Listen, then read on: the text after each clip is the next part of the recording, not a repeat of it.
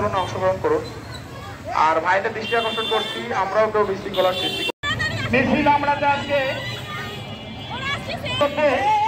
আমরা রুখে দাঁড়াবো।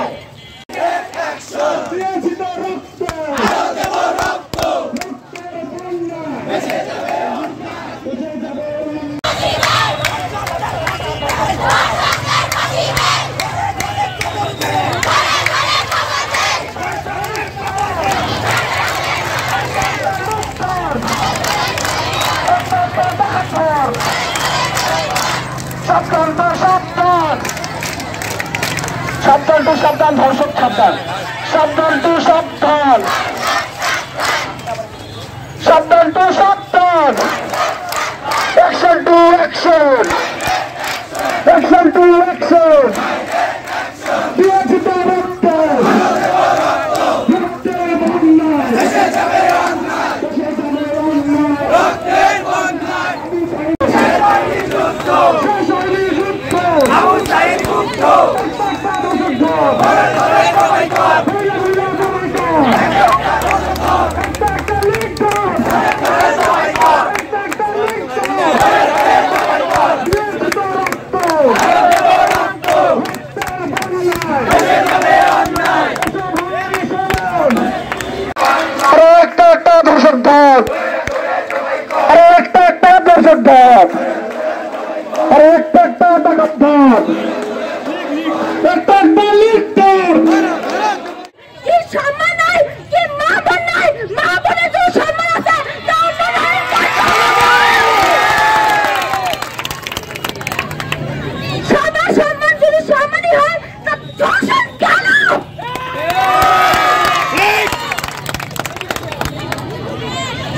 আজকে এখানে উপস্থিত সকল ভাইদের, সকল বোনদের কাছে প্রশ্ন করছি,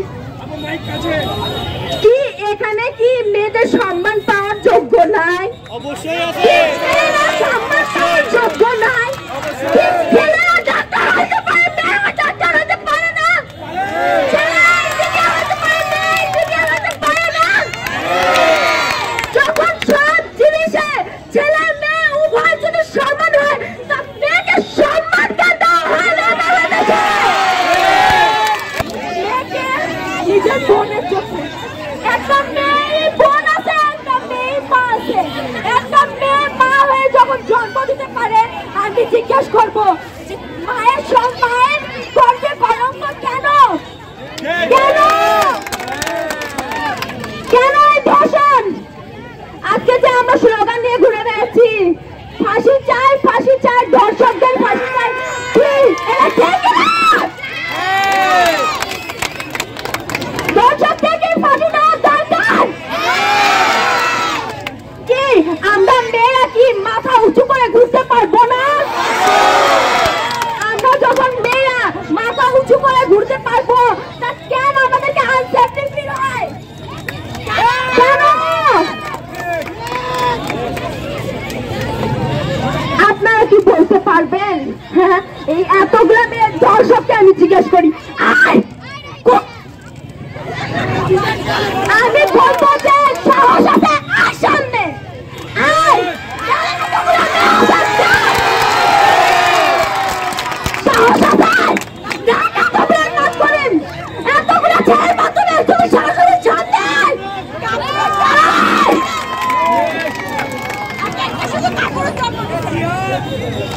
তোমরা কি ধর্ষক? আমি বলবো না তোমরা ধর্ষক, ও কুকুর ভুলে পারে না, তোমরা তাদের চোখ, তোমরা ছেলে, তোমরা ছেলে, তোমরা ছেলে না, ছেলে জাতের নামে কলঙ্ক। তোমরা ভাই যোগ্য, তোমাদেরকে আমরা ভাই বলবো, তোমাদেরকে আমরা বাবা বলবো। তোমরা যখন ধর্ষণ করে একটা মেয়ের সম্মান রাখতে না পারো, তোমরা যে জাতের কি হয় না হয় এই টেনশনটা কি জন্য থাকে আর আমি এটা উত্তর চাই। আমি যখন প্রাইভেটে যাব, আমি যখন কলেজে যাই, আমার বাবা টেনশনে থাকে, আল্লাহ জানে আমার ছেলে কোন ছেলে কোন ছেলে ধরে, কোন ছেলে স্পিকিং করে, এসব কেন হবে আমাদের দেশে? আমরা জুলাই আন্দোলন করেছি, এই তার পরিবর্তে আমরা এই রেজাল্ট পাওয়ার জন্য আমরা কখনো এটা আশা করি না। আমরা সবসময় চাই যাতে আমরা মাথা উঁচু করে একা যাইতে পারি, একা চলাচল করতে বলতে পারি আমরা কি জন্য নিরাপদ নাই? হ্যাঁ, কি জন্য আমরা নিরাপদ নাই? ধর্ষণ নামের কুত্তার বাচ্চারা,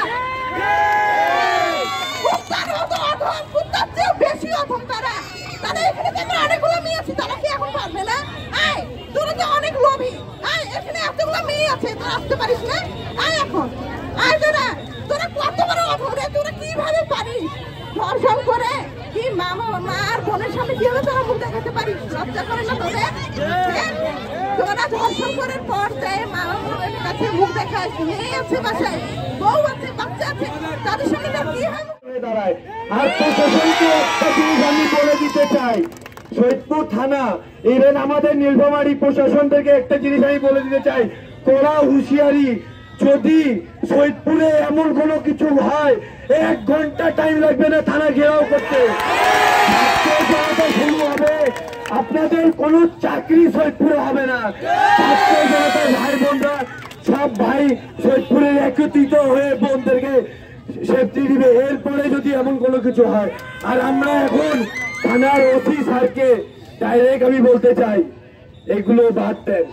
কিছু কিছু রাজনীতিবিদ মানুষ আছে, তারাও আপনারা টাকা পয়সা খাওয়া ধান্দাগিরি বাদ দেন। এই ধান্দা করে আমার বোন আমার মায়ের যদি ইজ্জত যায়, তো মনে হয় না 5 আগস্টে হাসিনা যেমন করে পালাইছে।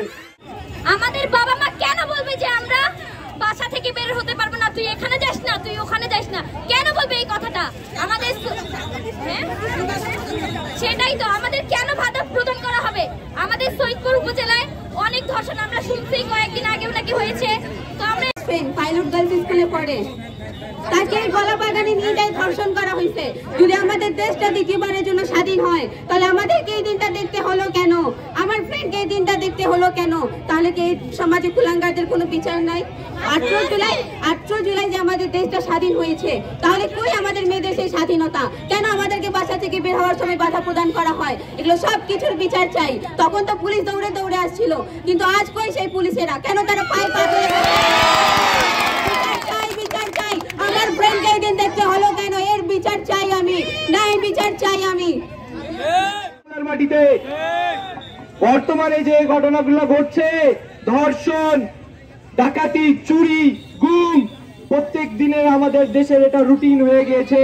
আমি উপদেষ্টা মন্ডলীদেরকে দৃষ্টি আকর্ষণ করে বলে দিতে চাই, হাজার হাজার ছাত্র জনতার রক্তের বিনিময়ে আপনারা সেখানে বসে আছেন। আপনারা কঠোর হন, আইন শৃঙ্খলাকে কঠোর করুন।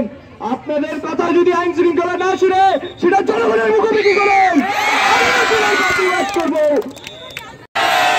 24-এর স্বাধীনতার পরে আর যদি কোনো মা বোন তার সংগ্রাম হারায়, এর দায় এই বর্তমান সরকারকে নিতে হবে।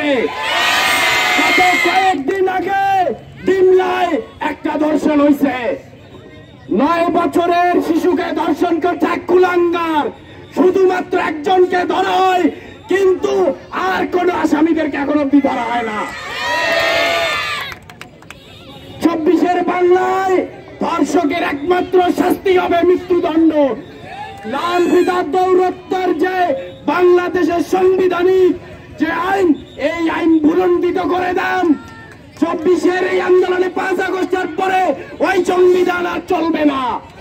বর্তমান ছাত্র জনতার সংবিধান চলবে এই বর্তমান 24-এর এই সোনার বাংলায়।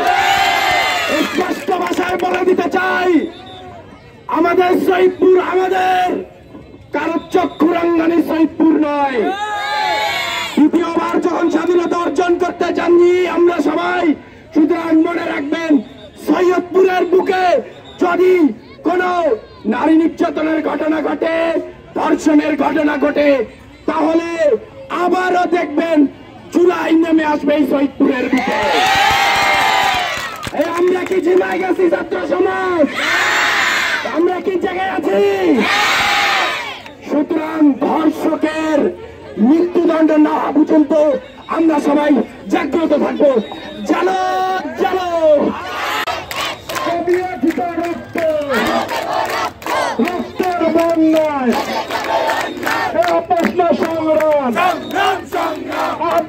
সংগ্রাম, গোলামি না আজাদি, গোলামি না আজাদি। তোমরা তো